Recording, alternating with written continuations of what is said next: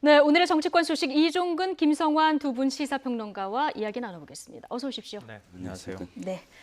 자, 코로나19에 대한 불안으로 일상적인 경제 생활 요즘 굉장히 많이 위축된 이런 상황인데요. 문재인 대통령이 어제 남대문 시장을 찾았습니다.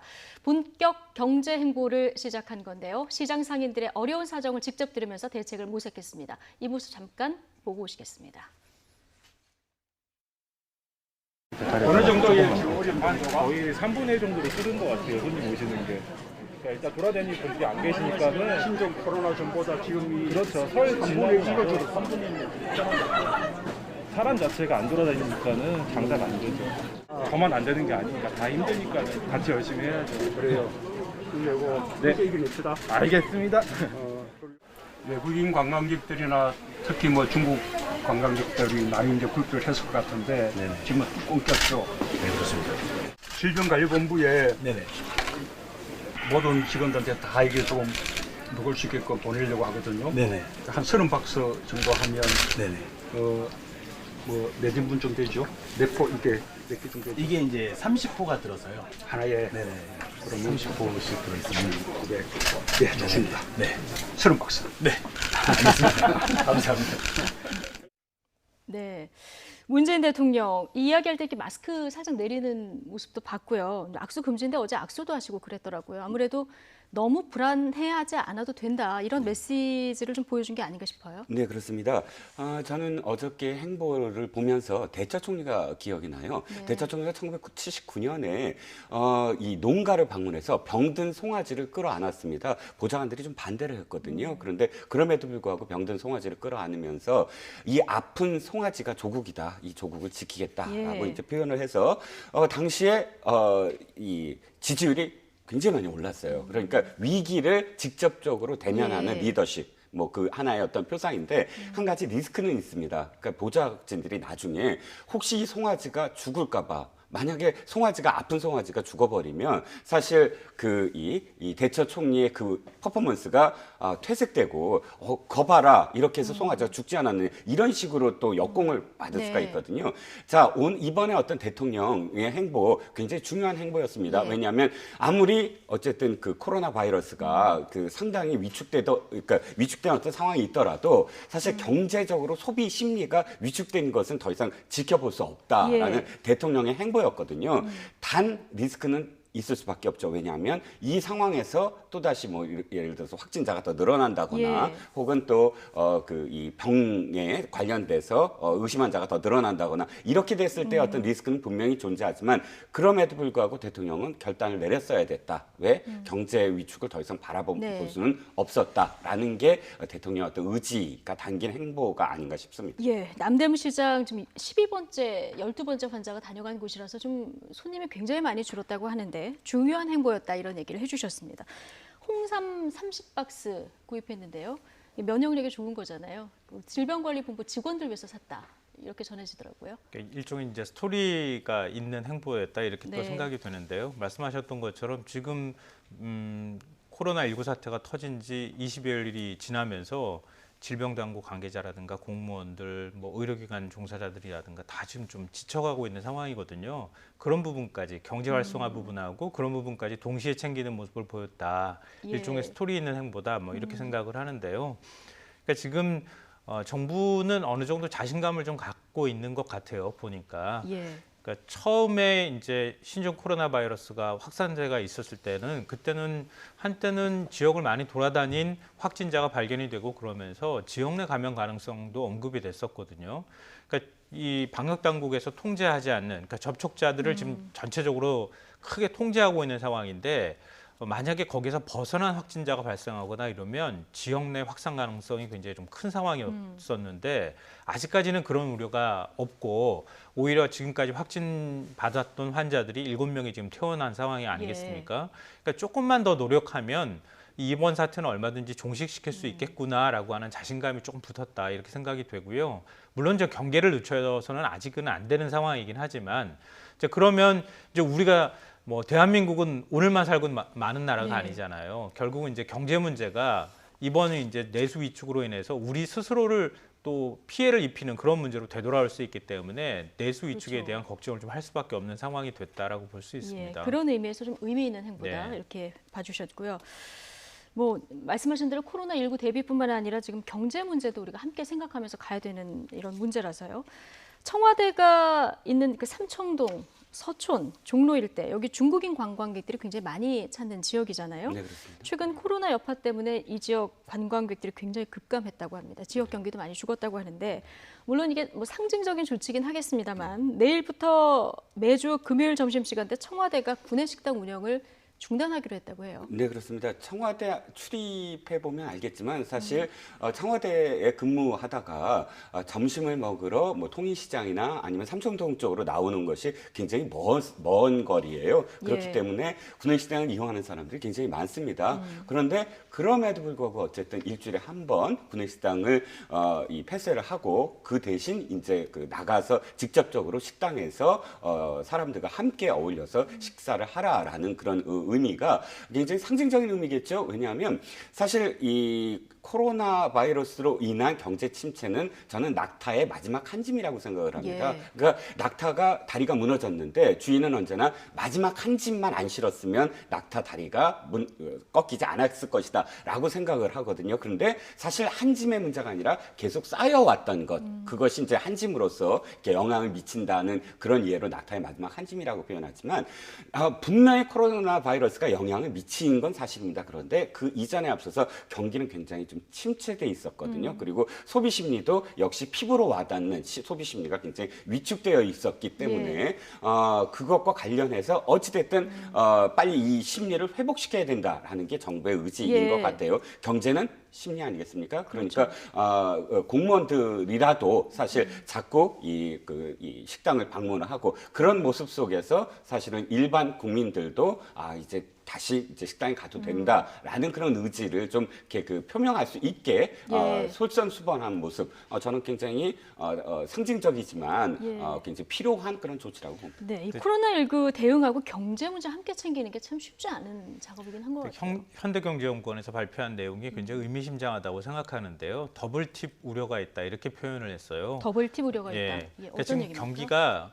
그동안에 하강 곡선을 그리다가 이제 살아날 기미가 보이고 있는 상황이었거든요. 올해 정부도 그런 부분에 있어서 뭐 반도체 수출이 차지하고 있는 비중도 굉장히 큰데 반도체 수출도 좀 증가세를 보이고 있고 예. 전반적으로 세계 경제도 마찬가지고 우리 경제도 뭐 미중 무역 갈등도 어느 정도 이제 일단락이 되는 상황이고 그래서 조금 살아날 상황이 됐는데 다시 또 내수가 꺾이면서 내려갈 가능성이 있다 이런 부분을 우려했거든요. 그러면서 사스 사태하고 좀 비교를 했는데요. 사스 때는 뭐 국내에서 이제 환자가 3명밖에 발생하지 않았지만 당시에도 공포감은 있었거든요. 근데 그때의 하고 지금의 차이는 당시에는 이제 외국인 관광객이 들어올 때 특히 중국인이 차지하고 있는 비중이 그렇게 크지 않았다는 거죠. 예. 근데 이번에는 중국인 비중이 그 당시보다 한 3배 정도 이상 늘었다는 겁니다. 그러니까 최근에 뭐 중국인들 입국 금지시켜야 된다 뭐 이런 요구들도 나오고 있지만 중국인이 들어오지 않으면 바로 남대문에서 저런 현상들이 나타난다는 거예요. 그러니까 그만큼 외국인 관광객에 따르는 내수 의존도가 굉장히 높아졌다고 하는 측면이 하나가 있고요. 또 하나는 이 중국 경제하고 우리하고 굉장히 밀접하잖아요. 예. 근데 특히 중국이 우리보다 훨씬 더 내수 위축 현상이 나타날 가능성이 있거든요. 더군다나 시진핑 주석이 그동안에 내수를 살리는 정책으로 갔다고요. 근데 중국에서 작년에 경제 성장률이 6% 정도 됐는데 만약에 이번에 타격을 입어서 5%로 떨어진다고 하면은 우리 경제에서 지금 중국이 차지하고 있는 비중이 25%이기 때문에 예. 우리 경제에 바로 타격이 올 가능성이 있다는 겁니다. 그러니까 그런 것들을 종합해 볼 때 지금 위기라고 얘기하는 거는 단순히 조금의 어떤 내수 위축의 문제가 아니라 구조적인 위기로 연결될 가능성이 있기 때문에 조금 더 긴장해야 될 필요가 있다고 생각합니다. 예. 뭐 코로나 잘 대비해야 되지만 장기적으로 경제 문제 함께 꼭 짚고 넘어가야 된다. 두 분 다 오늘 이런 말씀을 해주셨습니다. 자, 국회로 가보겠습니다. 다음 주까지 조건 없는 통합을 하기로 합의했던 바른미래당, 대한신당, 민주평화당 지금 또 다시 삐걱거리는 이런 상황입니다. 손학규 바른미래당 대표가 이선 후퇴 요구에 대해서 또 거부 입장을 밝혔는데요. 손 대표의 사퇴 거부 이번까지 총 3번째입니다. 어떤 이유가 있는 걸까요? 영상 보고 오시겠습니다.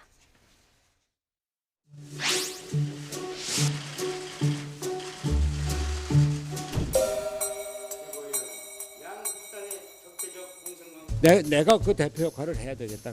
내가 그 대표 역할을 해야 되겠다. 그 얘기입니다.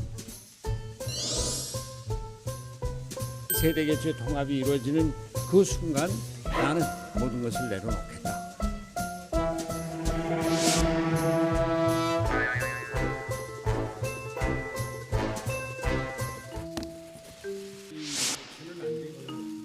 당의 지지율이 10%에도 미치지 못하면 저는 그만두겠습니다.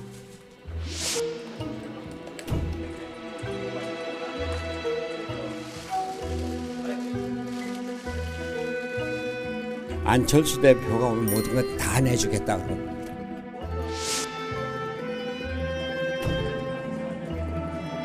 개인 회사의 오너가 CEO를 해고 통보하는 듯 말입니다.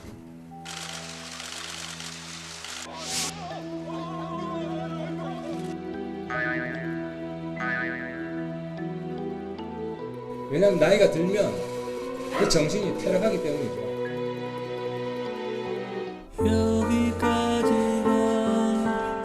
제 이야기도 여기까지입니다. 제 이야기도 여기까지입니다. 민주당을 구해 주십시오. 당원 동지 여러분.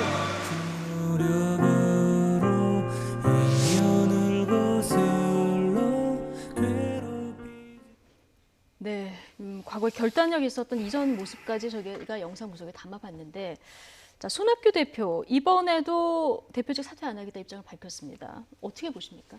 저는 손 대표의 입장을 손 대표 입장에서 좀 이해하는 쪽으로 말씀 예. 좀 드리고 싶은데요. 최근에 손 대표를 만난 분하고 제가 어떤 대화를 나눴는지 손 대표의 생각이 뭔지를 얘기를 좀 전해드렸는데요. 간접적으로. 예. 손 대표 생각으로는 그러니까 손 대표가 2018년 9월에 당 대표가 됐거든요. 근데 당 대표 되고 난 다음부터 계속 안철수계, 그다음에 바른정당계 해서 당을 뛰쳐나가려고만 했지 당 대표로서 뭔가 당을 운영해 볼 수가 없었던 상황이었었잖아요. 그러다가 결국은 당 대표가 역할을 하거나 아니면 리더십을 갖고 안 갖고의 문제를 떠나서 서로 간의 생각의 차이 때문에 당이 쪼개지는 상황으로 와버렸던 거죠. 그러니까 손 대표는 뭔가 당 대표로서 정치적 지향을 갖고 새로운 뭔가의 변화를 할 만한 기회조차 부여받지 못했다라고 하는 점에 대한 아쉬움을 갖고 있는 것 같고요. 또 하나는 그러니까 바른미래당뿐만 아니라 지금 호남 지역 정당들이 있잖아요. 그러니까 단순한 통합에 관한 문제뿐만 아니라 통합을 했을 때에는 그건 별로 국민들한테 기대감을 얻지 못한다. 그래서 손 대표 생각으로는 청년 세대나 이런 세대들을 다시 끌어들이는 작업을 하는 것을 구상했던 것 같아요. 예. 그러니까 그걸 하면서 당을 비대위 체제로 전환하고 예를 들면 김종인 전 비대위원장 같은 분을 모셔서 비대위원장에 임명하고 그러면서 당이 혁신하고 국민들께 변화하는 모습을 보이겠다고 하는 걸 큰 그림으로 그려놨었는데 예. 그게 지금 실현이 안 되는 상황으로 가버리는 거죠. 그 상황에서 대표직을 내려놓을 수는 없다. 그러니까 그런 나름대로의 어떤 구상들을 계속 갖고 있는 상황이고 만약에 호남 지역 당이 통합을 한다 할지라도 그냥 그 상태로서 누구든 그런 세대 통합에 관한 문제라든가 청년 세대를 끌어들이는 새로운 당의 비전을 만들지 못하고 단순한 지역 간의 통합이 될 경우에는 이거는 그냥 아무 의미 없는 통합이 될 수밖에 없다. 최소한 어떤 당의 비전을 만드는 작업까지는 본인이 하고 그리고 내려오는 게 맞지 않겠느냐라는 생각을 하기 때문에 계속 당 대표직을 고집하고 있다. 이제 이런 얘기를 제가 근데 이제 전해드렸습니다. 다른 합당을 추진하고 있는 다른 분들은 또 반대 이야기를 하잖아요. 먼저 손 대표가 내려와야 그 다음 작업이 이루어진다. 이런 입장. 손 대표 생각으로는 그런 거죠. 호남 지역 정당들이 모여서 단순히 지역 정당화 했을 때 아무런 기대를 줄 수 없다는 거예요. 말씀드렸던 것처럼. 예. 그러니까 당의 어떤 가치 지향적인 관점으로 당이 움직여가고 당이 새로운 방법으로 혁신해야 하는데 아무런 기대도 모으지 못하는 당으로 만들어가는 것은 의미가 예전 없다고 모습으로 보는 거죠. 합치기만 하는 건 네. 한계가 있다. 그렇기 때문에 손학규 대표가 이번에도 전제 조건을 내걸고 대표직 사퇴를 거부한 이런 상황인데요. 당장 바른미래당의 지금 호남계 의원들 3당 통합 쪽으로 가다가 앞으로 거취를 어떻게 할지 지금 모르는 이런 상황이 됐고요. 이렇게 되면 진짜 바른미래당에는 손학규 대표 혼자만 남게 될 수도 있게 되는데요. 네. 그러면은 당장 호남 3당 통합 약속까지는 어떻게 되는 겁니까? 일단 지금 여러 가지 아직도 변수가 많이 남아 있는 예. 것 같아요. 시시각각 들어오는 지금 뉴스들이 관련된 뉴스들이 들어오고 있습니다. 예. 일단 박주선 의원이 지금 좀 전에 한 시간여 전에 예. 이런 걸 밝혔어요.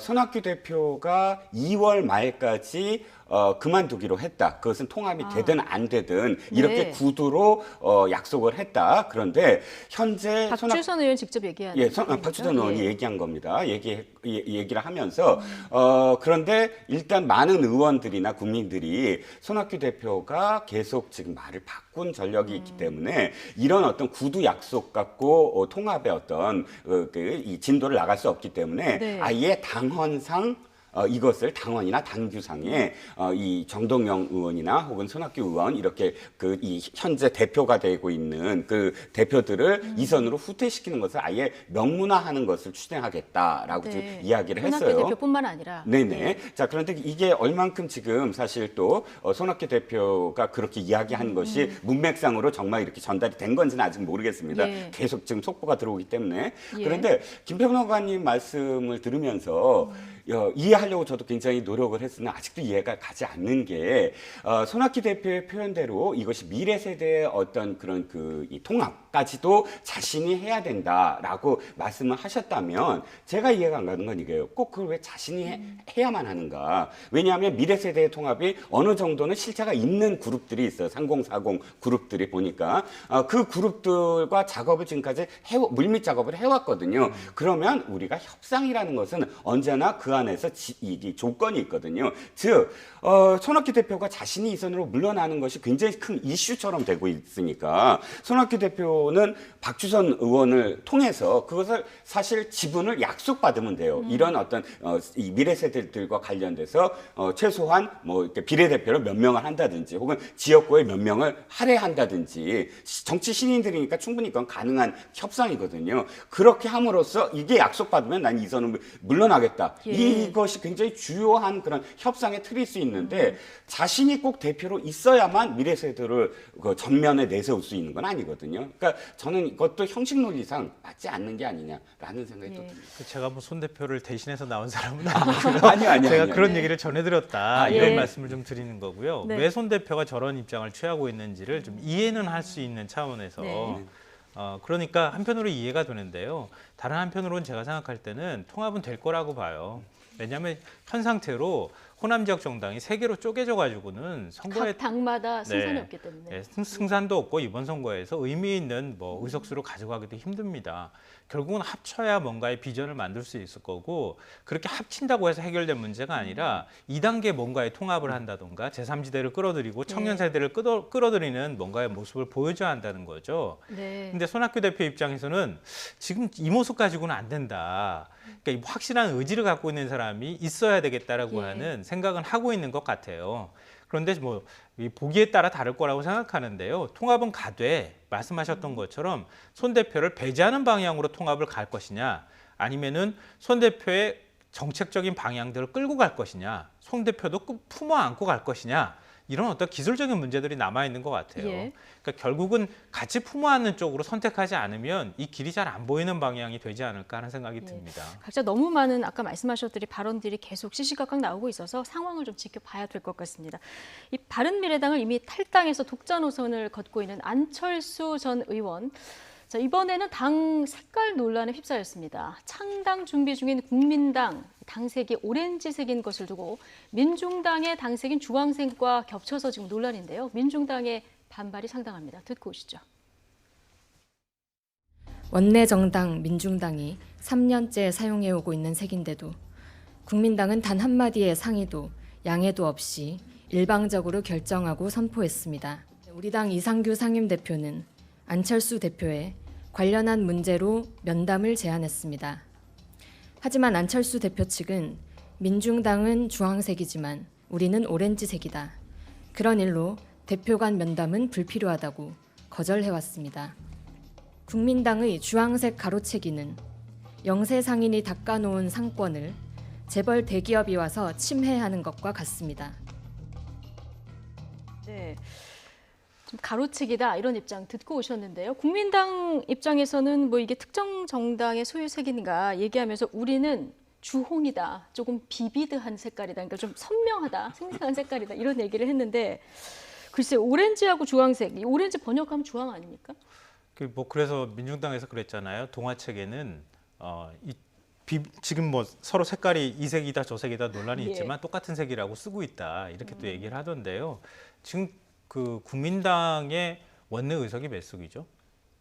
한 석 아닌가요? 맞습니다. 그렇죠. 네. 예. 지금 바른미래당에서 탈당을 못 하고 있잖아요. 예. 민중당도 한 석이죠. 한 석이네요. 똑같은 한 석이잖아요. 그렇게 보면.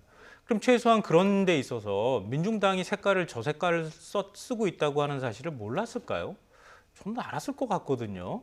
당색을 선택할 때 최소한 다른 당이 어떤 색깔을 선택하는지는 네. 한번 비교 평가를 하는 작업을 했을 것 같은데 그러니까 그동안에 뭐 지금 민주당하고 한국당도 역시 마찬가지로 서로 색깔을 뒤바꾸는 경우들이 생겨났잖아요. 이 당이 네. 빨간색을 선점하면 다른 당이 그 색을 피해가고 이런 네. 문제들이 나왔는데 최소한 좀 피해가는 예의는 좀 갖고 있었어야 되지 않을까 네. 싶어요. 제 생각에는. 근데 워낙 정당이 많아서 색깔 선점한 정당도 많고요. 뭐 정열이나 희망을 상징하려면 오렌지색이 적합하다 뭐 이런 주장을 하고 있는데 과거에도 국민의당 시절에 네네. 이때도 이제 녹색 사용할 때 비슷한 얘기가 있었잖아요. 네, 그렇습니다. 녹색당이 있죠. 녹색당. 우리나라에 예. 사실 이제 의석수는 한 석도 배출하지 못했지만 그럼에도 불구하고 자신들의 이념을 끝까지 지켜나가는 예. 그런 정당들이 굉장히 많습니다. 사회당도 그렇고 녹색당도 그렇고 이런 어떤 정당들은 굉장히 오래됐어요. 오래됐고 그리고도 어쨌든 이 원내 진출만 안 했다 뿐이지 정당 활동은 공식적으로 하고 있거든요. 그렇기 예. 때문에 녹색당 때도 사실 이제 문제가 됐습니다만 이번 것은 사실 변명의 여지가 없다라고 여겨집니다. 그러니까 변명을 할수록 지금 사실 예. 말이 안 되는 상황으로 가고 있거든요. 예. 주황, 주홍 뭐 사실 말씀하셨듯이 주황은 공식적으로 오렌지예요. 근데 예. 주황이 아니고 오렌지다 그러면 사실 그게 앞뒤가 안 맞는 네. 말이고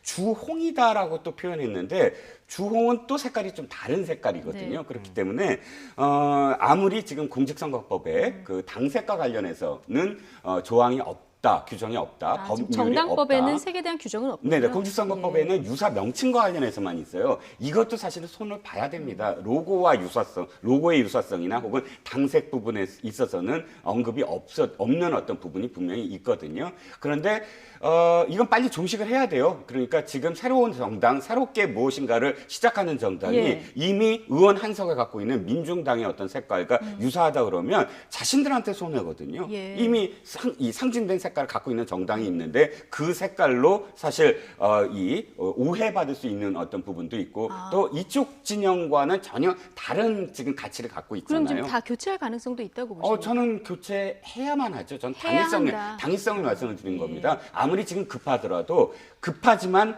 원칙 지켜야 될 건 지켜야 된다. 상도위가 있어야 된다라는 네. 말씀입니다. 23일에 정식 창당한다고 하는데 논란 속에서도 이 비비드한 오렌지색으로 선거운동을 할지 아니면 색깔을 말씀하신 대로 바꾸게 될지 지켜보도록 하고요.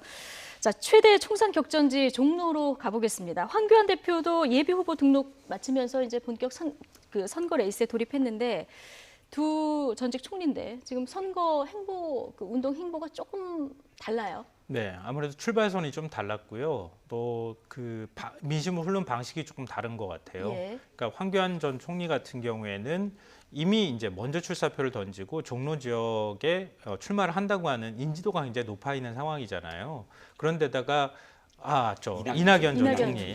죄송합니다. 두 분 다 총리 출신이라서 헷갈리네요.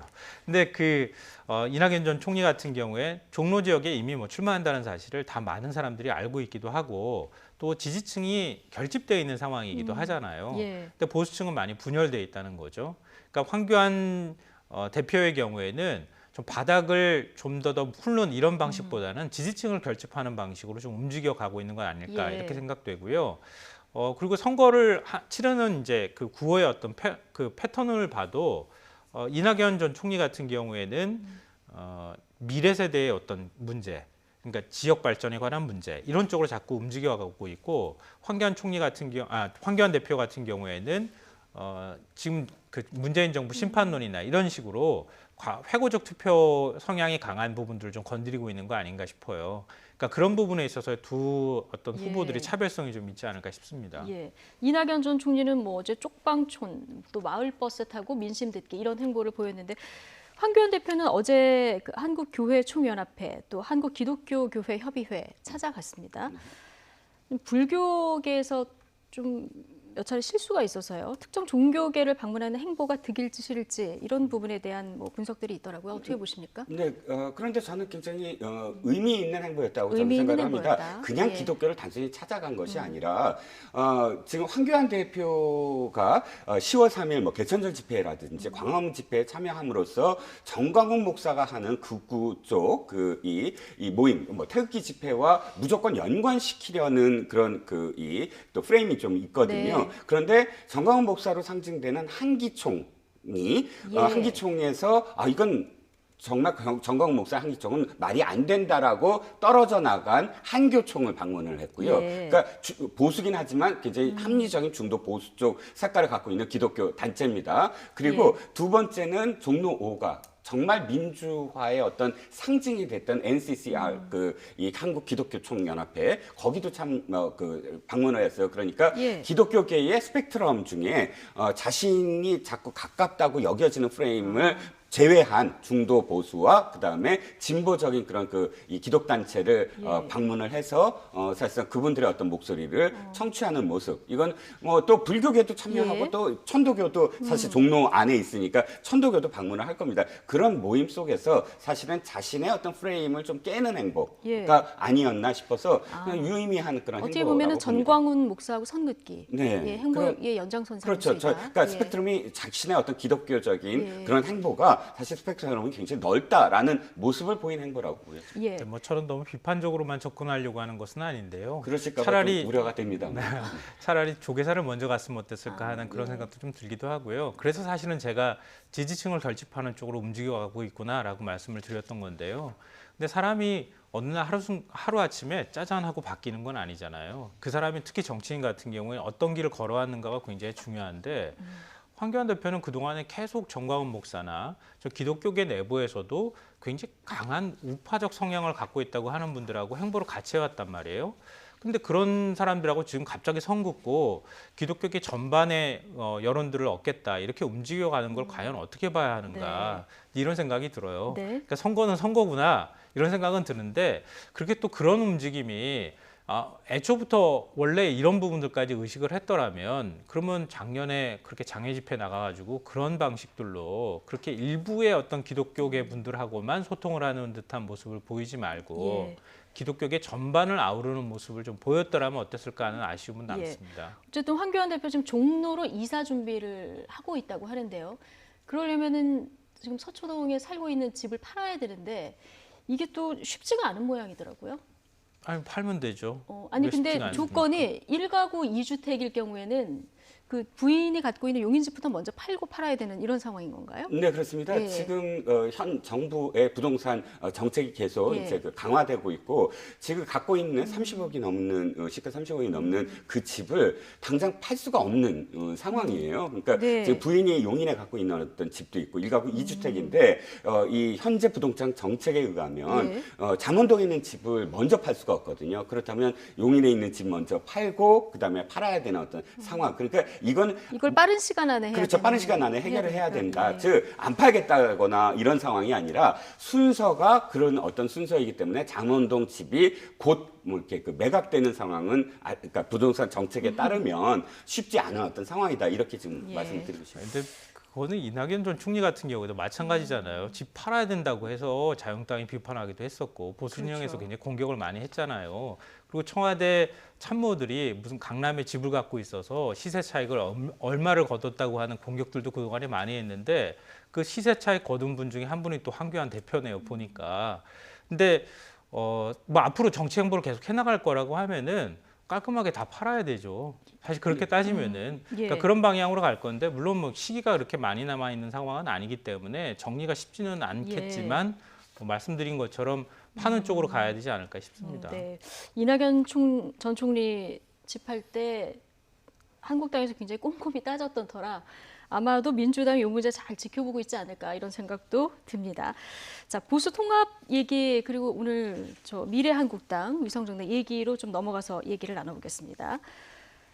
보수 통합이 조금 속도가 붙는 걸까요? 이 한국당 새로운 보수당 전진당 오늘 일단 신설 합당 추진 권한 최고위에 넘기는 걸 의결하는 이런 상황인 거죠. 네, 그렇습니다. 예. 사실상 협통추이가 있고 예. 협통추이가 이 하나의 어떤 지금 그 힘을 드라이브를 그러니까 걸으려면 이 새로운 보수당이 걸림돌이 됐어야 돼요. 거꾸로. 무슨 네. 말씀이냐면 유승민 대표가 계속 반대를 하고 이런 과정 속에서 박형준 위원장이 지금 추진하고 있는 협동추이가 그 이니셔티브를 취하면서 그 문제를 해결해 나가면서 협동추이의 어떤 모든 것들이 사실상 힘이 그쪽으로 실려야 되는데 네. 걸림돌이었던 유승민 대표 자신이 불출마를 선언하고 또 조건을 걸지 않겠다라고 선언함으로써 어떤 의미에서는 역설적으로 협통추이가 힘이 좀 빠지게 됐다. 왜냐하면 한국당 입장에서는 여러 재집단, 시민단체를 포함해서 또 1인 정당들, 전진당을 포함해서 이런 모든 것 중에 우선순위가 세보수당이었거든요. 세보수당의 어떤 문제가 해결이 되면 사실 다른 문제들은 협동추이가 굳이 뭐 이렇게 그 드라이브를 걸지 않아도 자연스럽게 해결되는 어떤 모양새, 뭐 흡수를 하든 뭘 하든 정치적으로는 그런 어떤 상황이었는데 유승민 대표가 아주 결단을 내리고 불출마와 예. 함께 어떤 조건도 걸지 않겠다라는 선언한 직후부터 사실은 굉장히 급무살을 타기 시작했다. 원래는 지금 한국당이 예. 투 트랙으로 가고 있었거든요. 협동추이는 협동추이대로 또 세보수당과 당대당 통합 이렇게 투 트랙을 가고 있다가 한쪽이 해결됨으로써 나머지 어떤 모든 예. 문제들이 사실은 다른 어떤 예. 문제가 될 수 있는 문제가 없다는 것. 네. 그러니까 이름이라든지 이런 문제는 굉장히 지역적인 지역적인 문제이기 때문에 문제다. 예. 상당히 빨리 급물살을 예. 탈 수밖에 없는 근데 그런 이름이 상황입니다. 지역적인 문제일까요? 미래한국 통합신당이 가장 유력하다 이렇게 나오고 있는데 한국당의 비례 위성정당 이름이 미래한국당이잖아요. 이러다 보니까 미래한국당하고 연계를 노린 거 아니냐 얘기가 나오는데 마침 오늘 5.18 그 망언 논란이 있었던 이종명 의원이요. 1년 만에 오늘 의원총회를 열어서 처리가 됐어요. 이게 좀 미래한국당으로 보내기 위한 거 아니냐 이런 얘기까지 나오는데 어떻게 보십니까? 그러니까 미래한국당으로 보내기 위한 예. 전략이겠죠. 그러니까 미래한국당으로 지금 가는 의원들이 대부분 다시 출마하지 않은 의원들 쪽으로 지금 가고 있는 거거든요. 그러니까 지금 불출마 선언한 의원들이 한 12명 정도 되는 상황이고 특히 이제 이종명 의원은 비례대표잖아요. 예. 비례의원들 중에서도 지역구 출마를 안 하는 의원이 한 4명 정도 된다 그래요. 그러니까 그 의원들을 다 보내야 지금 앞으로 바른미래당이 어떻게 될지는 모르겠지만 그래야 지금 윗번호 순번을 받을 수 있거든요. 지금 이제 결국은 두 번째 칸에 올라가야 된다는 거 아닙니까? 정당 득표에서. 그러니까 그런 전략의 일환이라고도 생각이 되는데 이렇게 쉽게 제명할 것 같았으면 5.18 망언했을 때 제명하시지 그랬나. 뭐 제명하면은 물론 국회의원직이 유지가 되기는 하지만 그때 확실한 징계를 했으면 어땠을까 하는 아쉬움이 남네요. 저는. 예. 어쨌든 자유한국당이 지금 추진하는 비례 정당이죠. 미래한국당. 뭐 정식 정당으로 등록이 될 수 있을지도 오늘 결정이 된다고 합니다. 자, 민주당은 선관위가 미래한국당을 용인하면 앞으로 정치에 가짜 정당이 줄을 이을 거다 이렇게 비판하고 있는데요. 오늘 아침 이인영 민주당 원내대표 목소리 듣고 오시겠습니다. 미래한국당 창당은 헌법 정신과 개정선거법의 취지를 근본적으로 훼손하고 우리 정당의 근간을 훼절하는 아주 퇴행적인 정치 행위입니다. 종이정당, 창고정당, 위장정당, 그래서 가짜정당입니다. 독자적인 당원도 없고 독자적인 정강 정책도 없으며 독립적인 사무실 공간도 없습니다. 또 그래서 가짜정당 아니겠습니까? 선관위가 이런 정치 퇴행을 가짜정당을 용인하지 않기를 바랍니다. 선관위가 가짜정당의 창당을 허용한다면 앞으로 우리 정치에서 제2, 제3의 가짜정당이 줄을 이을 것은 불을 보듯 뻔한 일입니다. 네. 정책도 없고 독립된 사무실도 없기 때문에 이거는 승인하면 안 된다. 지금 민주당은 이런 입장이거든요. 오늘 선관위 결정 굉장히 주목이 되는 상황인데 어떤 결정을 내릴까요? 허용하는 쪽으로 갈 것 같다 이런 보도들이 지금 나오고 있는 네. 상황인데요. 좀 조금 뭐라 그럴까요? 물론 규정상으로는 허용하지 않을 방법이 없다 이렇게 또 설명할 수는 있겠지만 과연 이게 한국 정치가 가야 할 방향인 것인지에 대해서 의문을 갖고 있고요. 결국 이렇게 돼버리면은 어떤 정당도 다 위성 정당 하나씩 다 만들고 하나뿐만 아니라 2개 만들어도 되고 3개 만들어도 되는 거 아니겠습니까? 예. 지금 캡슐었다고 하는 30석은요. 자유한국당 같이 이렇게 큰 정당들이 들어가서 이거 우리 땅이다 이렇게 얘기할 수 있는 그런 공간은 아니에요. 물론 선거법을 처리하는 과정에 있어서 이거 뭐 자유한국당 의견을 수용하지 않았기 때문에 우리가 불가피하게 취하는 조치다 이렇게 얘기는 할 수 있겠지만 그렇다 하더라도 한국 정치의 발전을 위해서 작은 정당들이 들어와서 준연동형 비례대표제로 의석을 그래도 몇 석이든 가져갈 수 있는 그런 것들이란 말이에요. 한 정당이 이렇게 휩쓸어 가듯이 갈 수 있는 그런 의석도 아니고요. 그럼 최소한 좀 이 정치 다양성이나 이런 것들을 위해서 몇 석만이라도 이렇게 여러 정당들이 가져갈 수 있도록 해줘야 예. 그래야 의회 정치 안에서 다양한 목소리들이 또 나올 수 있지 않겠습니까? 근데 위성 정당이라고 만들어서 그 정당으로 의원들 제명해서 다 보내버리고 거기에서 뭐 예를 들면은 지금 30석 중에서 한 절반은 우리가 가져가겠다 이렇게 하는 태도가 예. 과연 맞는 건지 저는 뭐 우리 국민들의 민도가 높기 때문에 결과적으로 그렇게 선택하지 않을 거라고 봅니다. 한국당도 이게 부적절한 것을 부인하지는 않는데 불가피한 선택이었다 이런 입장들을 저희 이제 프로그램에 나오시는 의원들께서 많이 얘기하시던데 어쨌든 위성 정당을 바라보는 국민들 의견은 좀 비등비등한 것 같아요. 네, 그렇습니다. 뭐 오차 범위 내에서 사실 예. 약간 좀 앞섰죠. 그러니까 수용해야 한다가 45%, 거부해야 한다가 42.8%입니다. 그런데 사실 민주당 이인영 대표의 표현대로라면 확연하게 거부해야 된다가 많아야 되는데 그렇지 않고 저렇게 비등하다는 것은 한국당이 지금 어쩔 수 없었다라고 이야기하는 명분도 국민들은 어느 정도 타당하다라고 지금 고개를 끄덕이는 게 예. 아니냐라고 보여지고요.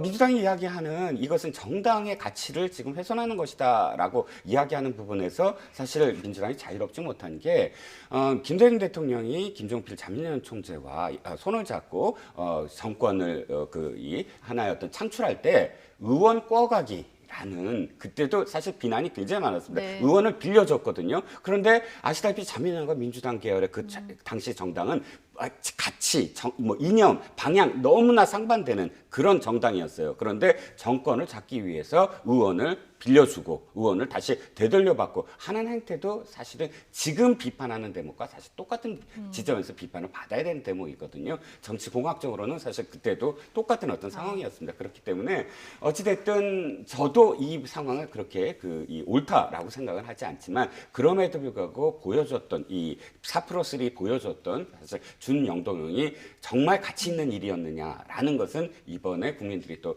뭐 10표로서 또다시 이제 보여주지 않을까 거기에 대한 어떤 판단을 DJ 변압 때는 연정이었고요. 연정이어서 그런 게 허용이 뭐 비난은 있을지언정 허용이 됐던 거지만 선거 과정에서 이렇게 한 적은 없잖아요. 그것도 대선 직전에 벌어진 일이었고요. 연정이냐 아니냐가 중요한 것이 아니라 지금 민주당에서 비판하듯이 정당은 가치와 이념이 동일한 사람들이 모여서 정당 활동을 해야 된다라는 부분에서 의원 꿔가기는 전혀 그 맥락이 맞지 않는다는 그 말씀을 제가 지적해드린 겁니다. 알겠습니다. 자, 선관위가 뭐 오늘 안에 결정을 내린다고 하니까요. 이 판단부터 먼저 좀 지켜보도록 하겠습니다. 이종근, 김성환 두 분 시사평론가와 오늘 정치권 이야기 나눠봤습니다. 고맙습니다.